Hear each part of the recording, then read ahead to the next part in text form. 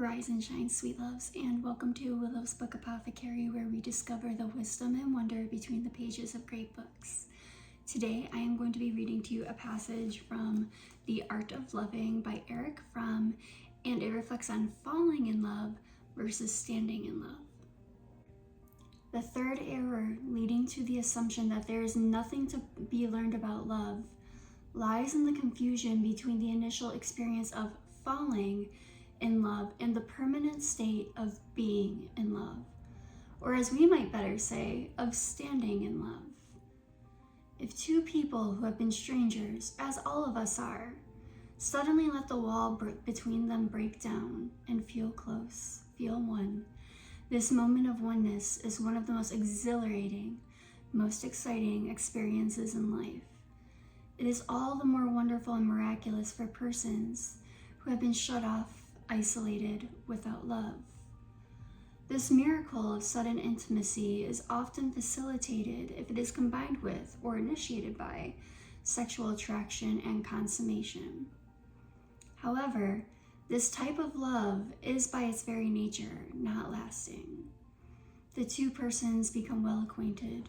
Their intimacy loses more and more its miraculous character until their antagonism, their disappointments, their mutual boredom kill whatever is left of the initial excitement. Yet, in the beginning, they do not know this at all. In fact, they take the intensity of the infatuation, this being crazy about each other, for proof of the intensity of their love, while it may only prove the degree of their preceding loneliness. This attitude that nothing is easier than to love has continued to be the prevalent idea about love in spite of the overwhelming evidence to the contrary. There is hardly any activity, any enterprise which is started with such tremendous hopes and expectations, and yet which fails so regularly as love.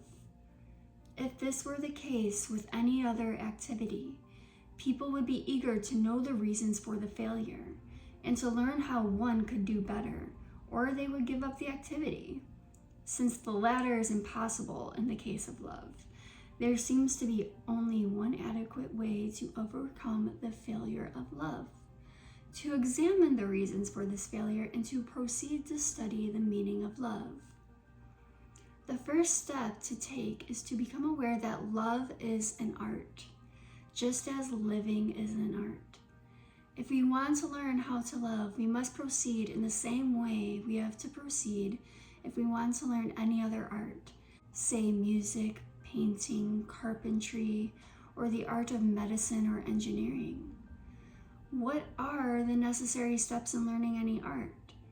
The process of learning an art can be divided conveniently into two parts. One, the mastery of the theory; the other, the mastery of the practice. I had already shared a portion of this quote with you in an earlier Lauren Light video of Good Morning, Destroyer of Men's Souls. The bit about the intensity of your love actually being a preceding factor to loneliness, I had mentioned it there.